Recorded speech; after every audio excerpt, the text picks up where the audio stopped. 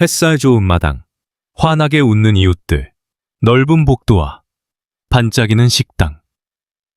화면을 닫고 나면 무엇이 남을까요? 조용해진 거실에 앉아보면 마음속에 남는 것은 결국 질문들입니다. 나와 배우자의 건강, 우리의 생활 습관, 예산과 거리, 그리고 가족과의 관계까지 광고가 보여주지 않는 장면들이 하나씩 떠오릅니다. 나이가 들수록 우리는 안전과 동행, 예측 가능한 일상을 원합니다. 그래서 실버타운이라는 선택지가 마음에 들어옵니다. 아이들에게 부담을 주지 않고 외롭지 않으며 생활의 자잘한 수고를 덜 수 있다는 약속이 반갑지요. 동시에 두려움도 있습니다. 갑작스러운 건강의 변화, 야간에 생길 수 있는 일, 생각보다 빠르게 늘어나는 비용, 그리고 막상 살아보니 느껴지는 미세한 불편들 말입니다. 여러분은 어떻게 느끼시나요? 지금 떠오르는 기대와 걱정이 무엇인지 조용히 메모해 보셔도 좋겠습니다. 광고는 종종 품격, 프리미엄, 웰리스 같은 단어로 미래를 포장합니다. 그러나 우리가 확인해야 할 것은 다른 곳에 있습니다. 밤 10시에 응급벨을 누르면 누가 몇 분 안에 오는지, 월 관리비에 포함되는 항목과 제외되는 항목은 무엇인지, 돌봄의 강도가 바뀌면 추가 비용과 절차는 어떻게 변하는지, 그리고 계약서, 작은 글씨로 숨겨진 의무와 권리는 무엇인지 말입니다. 생활은 구호가 아니라 동선과 시간표, 사람과 기록으로 이루어져 있습니다. 여러분이라면 어떤 기준을 세우시겠습니까? 하루의 리듬, 병원과 시장까지의 거리, 가족이 찾아오는 빈도, 그리고 내가 지킬 자율성의 범위를 떠올려 보시지. 오늘 이야기는 광고를 부정하려는 것이 아니라 약속과 현실 사이의 간극을 정확히 재보려는 시도입니다. 우리에게 필요한 것은 서두름이 아니라 분명함, 감정이 아니라 확인입니다. 다음 시간부터는 이름이 비슷해도 속이 다른 시설의 유형, 비용과 계약, 돌봄과 의료 연계의 구조를 하나씩 펼쳐보려 합니다. 이제 수첩을 펴고 광고의 말 대신 숫자와 구조부터 천천히 살펴봅니다. 수첩을 펴고 하나씩 적어봅니다. 이름은 비슷하지만 제도와 내용은 조금씩 다릅니다. 한국에서 흔히 실버타운이라 부르는 곳은 법적으로는 노인복지법상의 노인주거복지시설, 노인복지주택과 민간 시니어 레지던스가 중심이고 별도로 돌봄이 주가되는 노인요양시설, 요양병원은 장기요양보험, 건강보험 체계 안에서 운영됩니다. 첫째 부류는 비교적 건강한 60세 이상이 자율적으로 거주하며 생활 편의를 받는 형태, 둘째와 셋째는 의료 돌봄 비중이 큰 형태라고 이해하시면 됩니다. 여러분은 지금의 건강 상태가 어느 축에 가까운지, 그리고 앞으로 3, 5년을 어떻게 예상하시는지 조용히 점검해 보시겠어요? 비용 구조도 성격이 다릅니다. 노인복지주택, 민간 시니어 레지던스는 대체로 입주보증금 또는 분양가 유사 성격과 월 관리비가 기본이며 식사, 가사, 세탁 프로그램 이용료, 그리고 POC 간호 돌봄, 투약 관리, 병원 동행 등 추가요금이 붙습니다. 관리비에는 공용관리, 경비, 시설 유지 등이 포함되지만 난방, 전기, 수도, 주차, 일부 문화 프로그램은 별도인 경우가 많습니다. 계약서에는 관리비 조정 기준, 물가 운영비 연동과 정산 인상 절차가 명시되는 것이 일반적입니다. 요양원, 요양병원은 본인 부담률 체계가 적용되고 상급 침실, 간병 형태에 따라 추가 비용이 발생합니다. 여러분의 월 현금 흐름, 연금이자 자녀 지원 포함과 일상 지출을 합쳐 변동 가능성을 고려한 최대 월 지출 한도를 미리 정해두시면 좋습니다. 여러분은 어느 수준에서 마음이 편안해지시는지요? 입주 이동의 흐름도 알아두어야 합니다. 일부 대형 단지는 독립생활 IR, 보조생활 ALR, 전문케어 NC로 단계가 나뉘어 한 단지 안에서 스텝업이 가능하지만 전환기준, 대기, 비용 증액 규정이 각각 다릅니다. 장기요양 등급, 1조, 인지지원 포함응을 받으면 공적급여를 활용할 수 있으나 주거용 실버타운 자체가 장기요양기관이 아닌 경우 외부 재가 서비스 연계나 요양시설로의 이동이 필요할 수 있습니다.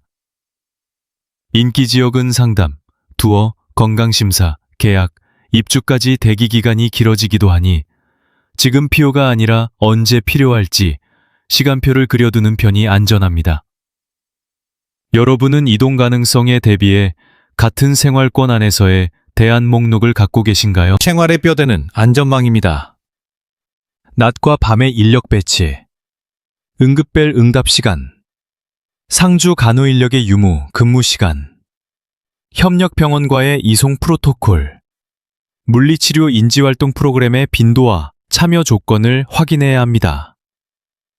식사는 선택형인지 의무형인지, 알레르기 특수식 지원 범위는 어디까지인지, 가사 청소 세탁의 주기와 추가 요금 기준은 무엇인지도 체크 포인트입니다. 환불, 해지 승계 규정은 보증금 반환 공제율, 기간, 중도 퇴거 시 정산 방식, 사망 치매 악화 등 특수 상황 조항을 꼼꼼히 봐야 합니다. 여러분은 이 항목들을 한 장짜리 표로 정리해 후보직끼리 같은 잣대로 비교해 보실 수 있겠습니까? 이제 겉의 표가 보였다면 다음은 광고가 잘 말하지 않는 보이지 않는 지점, 선택 편향, 야간 리스크, 작은 글씨 조항과 이해 상충을 차분히 살펴보겠습니다. MOHH 가장 조용한 시간에 문제가 생깁니다. 낮에 투어가 끝나고 불이 줄어드는 밤. 복도 끝에 응급벨 한 번으로 모든 준비가 실제가 되는 순간이죠. 겉으로 보이는 화사함과 달리 우리가 점검해야 하는 것은 보이지 않는 층위들, 계약서의 작은 조항, 야간 인력, 비용이 오르는 방식, 전환 시나리오, 그리고 운영 주체의 이해관계입니다. 먼저 선택 편향의 문제입니다. 투어는 가장 정돈된 시간과 동선을 보여줍니다. 프로그램이 한창인 평일 오전, 숙련된 직원이 배치되고 모델하우스 같은 샘플룸은 실제 거주동과 공용부의 마모 정도를 가리기도 합니다. 입주 후기 역시 자발적으로 목소리를 내기 쉬운 분들의 경험이 과대표직될 수 있습니다. 평균적인 하루 대신 잘 꾸민 하루를 보게 되는 셈이죠. 그래서 같은 곳을 평일, 주말, 야간에 각각 한 번씩 서로 다른 직원에게 안내받으며 확인하는 절차가 필요합니다. 여러분은 투어 일정표를 스스로 설계해 가장 바쁘고 가장 조용한 시간을 따로 요청해 보실 수 있겠습니까? 비용은 늘 움직입니다. 많은 계약서에는 관리비 조정 기준이 물가 연동으로 표기되는데 CPIRS처럼 추가 가산분이 붙거나 항목 정의가 바뀌면 사실상 인상폭이 더 커질 수 있습니다. 공연관리의 범위가 확장되거나 외주 영역이 교체되며 단가가 상승하는 경우가 그렇습니다. 또 식사, 청소, 세탁이 묶음 상품으로 전환되면 선택이 의무로 바뀌어 월 지출이 계단식으로 뛰기도 합니다. 중요한 것은 시뮬레이션입니다. 현재 관리비 연 3%, 5%, 7% 인상 시 5년, 10년 누적액, 돌봄 시간 0도리도 4시간 확대 시 단계별 총지출을 산출해 최악의 경우에도 감당 가능한지 가늠해야 합니다. 여러 군의 가게 현금흐름 안에서 어느 지점이 불안선인지 선을 그어보시겠어요? 야간 인력과 응급 대응은 현실을 드러내는 시험대입니다. 24시간 상주라는 말은 의사, 간호사, 요양보호사의 상주 여부와 규모를 구분해 묻지 않으면 오해를 낳습니다. 야간의 실제 근무자 수, 층당 커버 비율, 순찰 주기, 응급벨 대응 평균 시간, 모의 훈련 빈도, 백식고 연계 프로토콜과 보호자 통보 기준을 확인하세요. 특히 치매, 인지저하 입주자의 배회, 낙상 예방 시스템, 문 열림 경보, 야간 화장실 동선의 조명과 손잡이 배치는 사소해 보이지만 사고를 가르는 요소입니다. 여러분은 야간 인력 배치표와 지난 분기 응급 출동 기록을 볼 수 있을까요? 라고 차분히 요청할 준비가 되어 있으신가요? 돌봄 강도가 바뀌는 순간의 전환 비용도 핵심입니다. 독립생활에서 보조생활로 다시 전문 케어로 옮길 때 언제 어떤 기준으로 어떤 비용 차이로 전환되는지 명시되어야 합니다. 해중 감소, 낙상 2회, 소약 관리 필요 등 촉발 조건이 정의되어 있는지, 전환 대기 시 임시 조치와 추가 비용은 무엇인지, 동일 단지 내 이동이 불가하면 타기관으로의 이송과 보증금 관리비 정산은 어떻게 되는지 살피세요. 전환 자체가 스트레스이기에 환경변화 최소화를 위한 동선 동일층 배치 정책도 중요합니다. 환불 퇴거 규정은 마지막 순간의 불확실성을 줄이는 보험입니다. 보증금, 환불 공제율과 반환 기한, 중도해지 위약, 사망 장기 입원 시 특례, 배우자 승계 조항, 두 분 중 한 분의 사망 후 단위형 전환이나 감액 규정 등이 분명해야 합니다. 시설 측의 계약 해지권, 예컨대 미나, 폭력, 타입주자 안전 위협 등 이 발동될 때의 통지 기간과 대안 제시 의무도 확인하세요. 분쟁 발생 시 내 외부 조정 창구, 공정거래 관련 준수 여부, 표준 여건 대비 특약의 차이까지 체크하면 예상 못한 빈틈을 줄일 수 있습니다.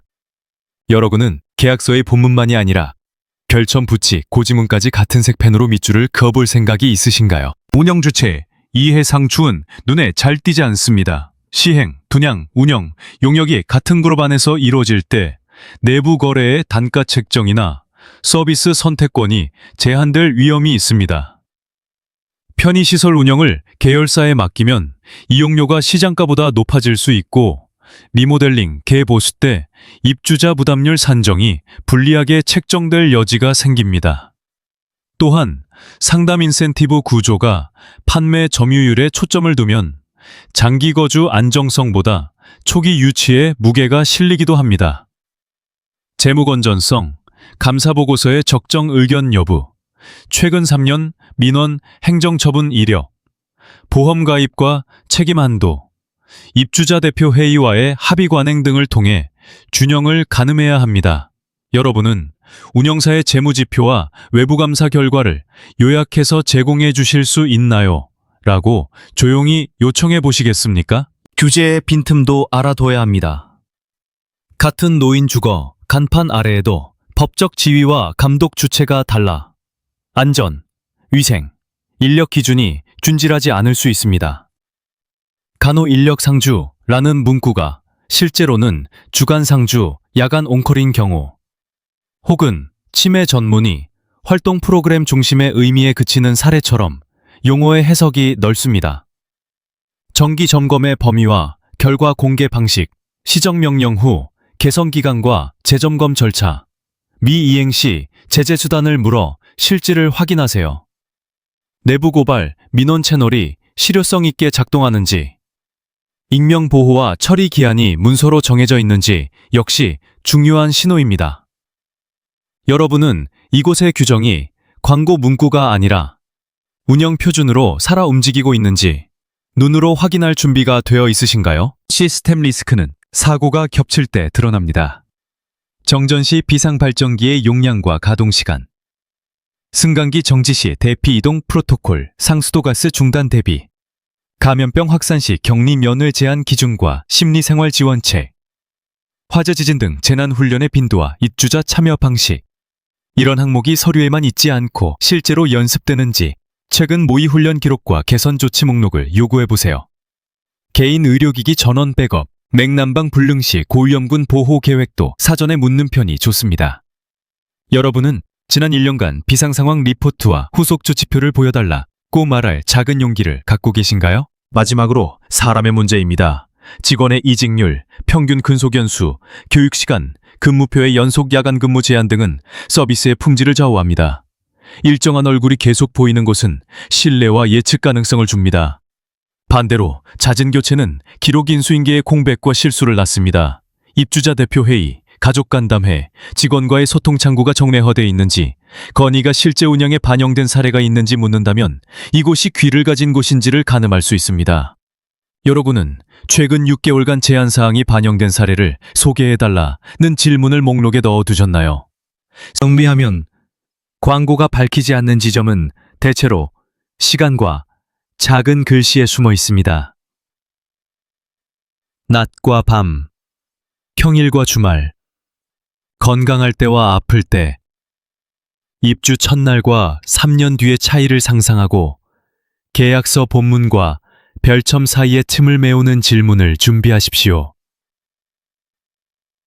이제 우리는 이 분석을 생활로 옮길 차례입니다. 다음 부분에서는 점검표 형태로 같은 잣대를 들고 현장을 방문하는 방법을 차분히 정리해 보겠습니다. 겨일요일 오후, 가족과 다시 걸어봅니다. 낮에 햇살이 기울어 갈 때 복도의 조도는 얼마나 낮아지는지, 엘리베이터 앞에서 기다리는 시간은 어느 정도인지, 식당 앞 대기줄의 분위기는 조용한지 살핍니다. 같은 장소라도 시간에 따라 표정이 달라집니다.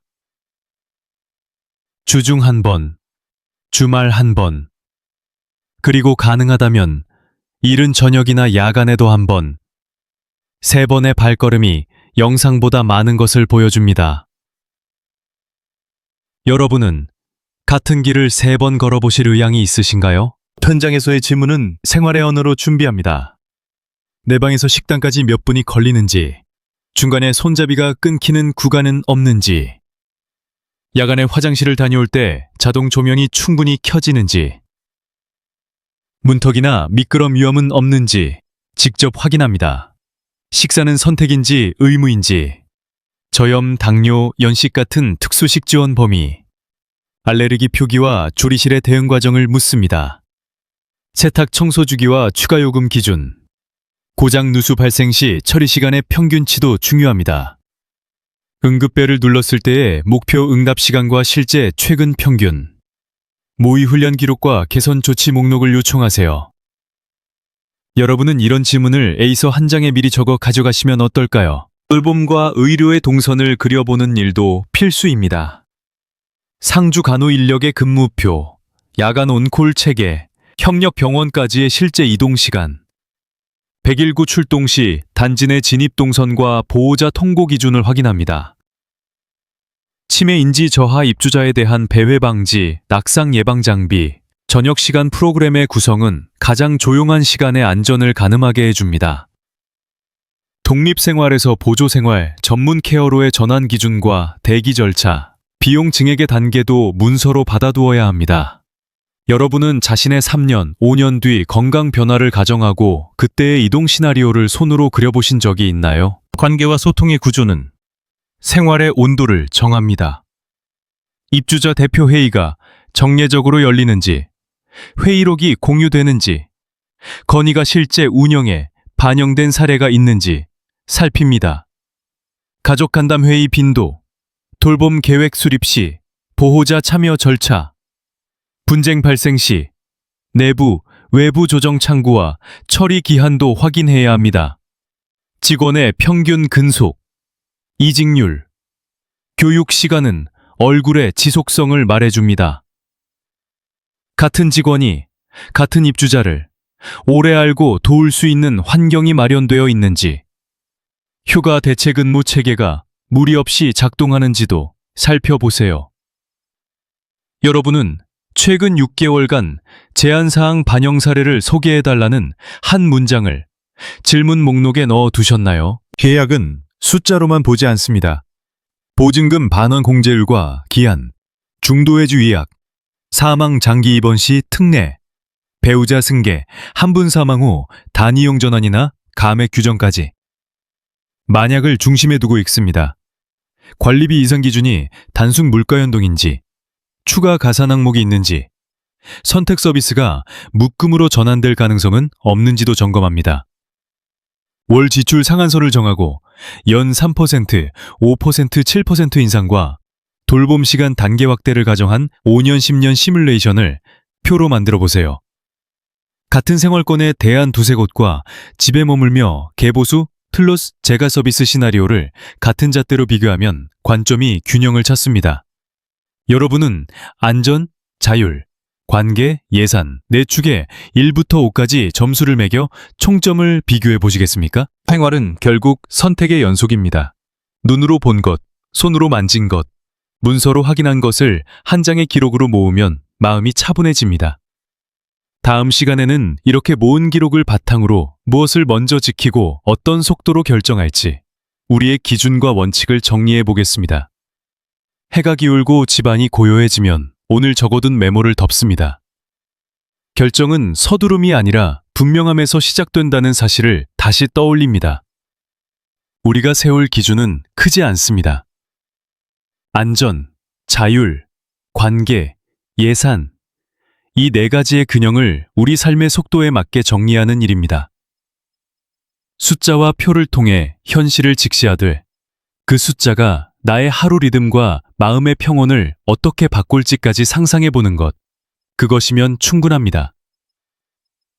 여러분은 지금 어떤 단어의 밑줄을 그으시겠습니까? 방법은 단순합니다. 먼저, 검증합니다. 광고의 문장보다 현장의 동선과 야간의 응답 시간을, 말보다 기록과 배치표를 확인합니다. 다음으로 기록합니다. 비용 시뮬레이션, 전환 기준, 환불 승계 조항을 같은 양식으로 정리해 후보들을 공정하게 비교합니다. 마지막으로 가족 합의를 만듭니다. 서로의 기대와 불안을 조용히 말로 꺼내놓고 지금이 아니라 3년 뒤 우리의 관점에서 결정합니다. 여러분은 이 세 단계를 어떤 순서와 속도로 실천하시겠어요? 이 과정을 지나며 우선순위가 자연히 드러납니다. 누군가에게는 야간의 안전이 가장 중요한 기준이 되고, 다른 누군가에게는 병원 동선과 재활 프로그램의 밀도가 결정 요인이 됩니다. 또 어떤 분은 예산의 탄력성을 조금 키우는 대신 자율성을 더 확보하려 할지도 모릅니다.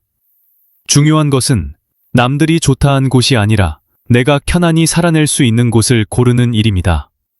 여러분의 마음은 어느 지점에서 가장 잔잔해지나요? 오늘 이야기를 맺으며 저는 작은 행동을 제안합니다. 질문 목록을 한 장으로 정리해 다음 방문에 가져가 보세요. 가족과 함께 저녁을 먹으며 각자에게 가장 중요한 기준을 한 가지씩만 말해보세요. 그리고 결정의 날짜를 달력에 너무 촘촘히 박아두지 마세요. 여유는 판단을 맑게 합니다. 이 조용한 준비가 여러분의 내일을 덜 불안하고 더 넉넉하게 해줄 것입니다. 그 방송이 도움이 되셨다면 가까운 분과 조용히 나눠주세요. 여러분의 경험과 생각을 댓글로 들려주시면 다음 방송에 반영하겠습니다.